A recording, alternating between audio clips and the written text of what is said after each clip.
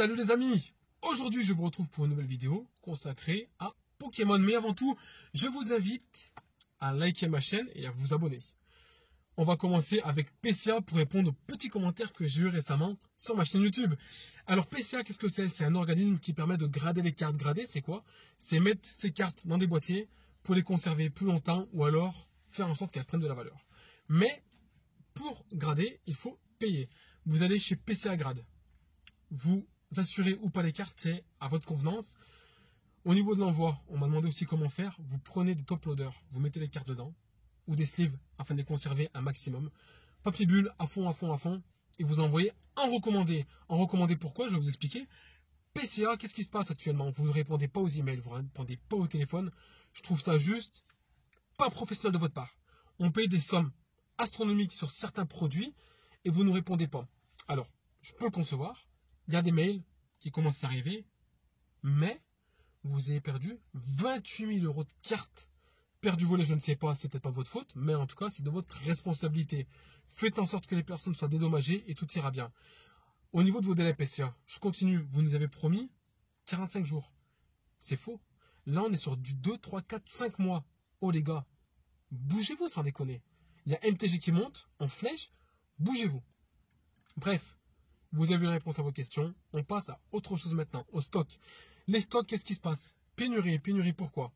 Les scalpers, les revendeurs, je ne reviendrai pas dessus. Par contre, il y a une chose qui m'a choqué récemment, c'est les vendeurs de magasins qui se mettent les stocks complets de côté pour eux-mêmes. Voilà.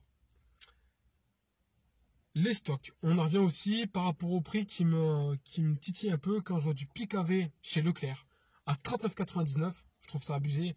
Quand je vois des Tin Box à 24,99 chez Leclerc, je trouve ça abusé. Quand je vois des boosters Reine de Glace à 9,99 alors qu'à Auchan, ils étaient à 6 € en promo à 4,50 si je dis pas de bêtises, c'est abusé.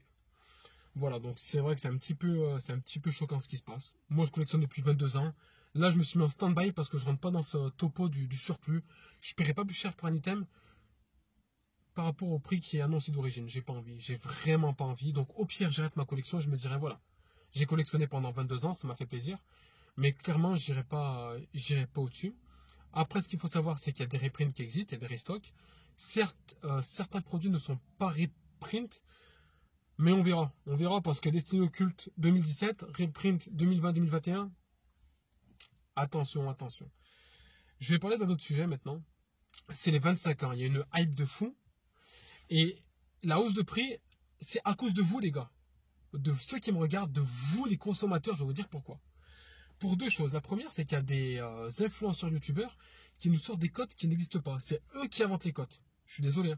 Un Dracofeu PCA 9, pour moi, ça n'a jamais valu 11-12 000 €. Même 4 500 €, je trouvais ça beaucoup trop cher. D'accord? Je vais vous dire pourquoi c'est de votre faute. Parce que vous achetez à des prix trop hauts. Si personne n'achète à des prix de dingue, parce que le Dracofeu, moi j'en vois tous les jours en vente. PCA 9, 9,5, 8, 7, enfin bref, j'en vois tous les jours sur eBay, Vinted, des groupes Facebook, j'en vois tous les jours.